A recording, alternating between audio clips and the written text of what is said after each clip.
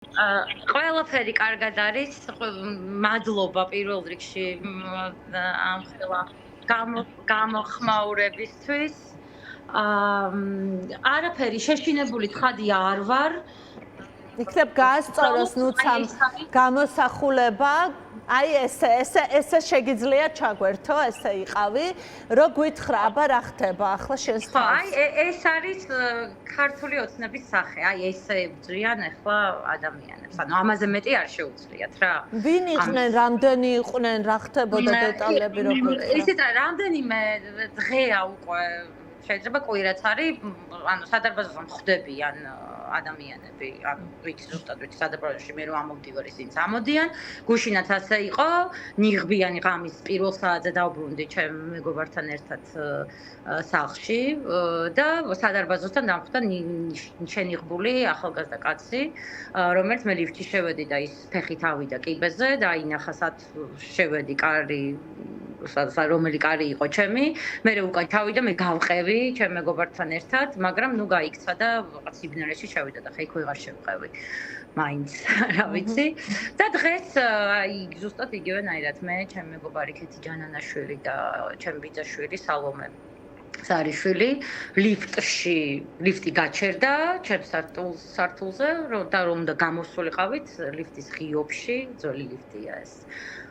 წიწაკის სპრეი დაგვაცალა, ასე ვთქვათ და მერე როგორც ამბობენ, ესანი ბრილიანტის მწვანე და არ არის მხოლოდ საღებავი, ნუ არ ვიცი ამის ნაუპაკ და ნუცა შენ გამოგარჩია ამ სამ კაცს ადამიანში?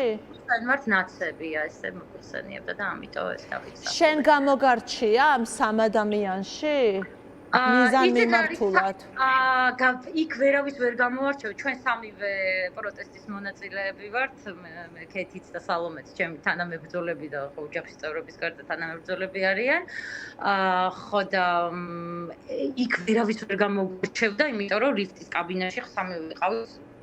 სალომეს აქვს მთელი სახე, აი რომ მე ჩემი ხელი როგორიც არის ისეთი არის. ხო გადაყავთ კლინიკაში, იმიტომ რომ სპრეის გამო არ ვიცი ხო ჩემი სიცოცხლე თუ ჩანს რაღაც კანის დამწრობა აქვს რა მიღებული და სალომე არის წითელი სვიტრით, რომელიც მე შენ მეგონა. კი ბატონო. ჩანს ეს არის სალომე. კი ბატონო, როგორია მისი ჯანმრთელობის მდგომარეობა, რატო დასჭერდა კლინიკაში გადაყვანა? ნუ იმიტომ რომ ნუ სავარაუდოდ ამ წიწაკის სპრეის ძალიან დიდი რაოდენობით შეგვასხეს ძალიან ახლოდან და კი ბატონო, ერთი ადამიანი იყო?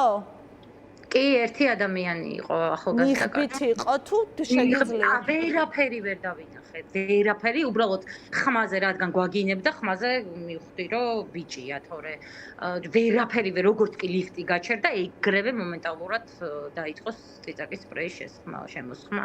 და შესაბამისად ხედველობა რთული იყო. ხედველობა აბსოლუტურად არც ერთს არ მქონდა და პირველი შეგვასხა ეს სამებავ. მადლობა, არ ვიცი რა გითხრა, წარმოუდგენელია რა. მე მინდა ვუცხრა თქვენ მაყურებელს და ყველა მებრძოლ ადამიანს, რომ ვერავის მე რო ვერ შემაშინებენ გასაგებია და სულ პასუხისგებლობას ვიღებ ჩემს სიმამაცაზე. მართლა სასაცილოა. უბრალოდ უბედურია ადამიანი, უბედურია ახალგაზრდა კაცი, რომელიც სამ ქალს რამდენიმე დღე დაყვება და მე აი ესე ჩუმად მიპარვით აი ესეთ რაღაცას აკეთებს. ეს არის სასწოდავი, უბადრუკი, სიყვარული და ბედნიერება რო არ უგრძნიათ ისეთი ადამიანები აკეთებენ ამას.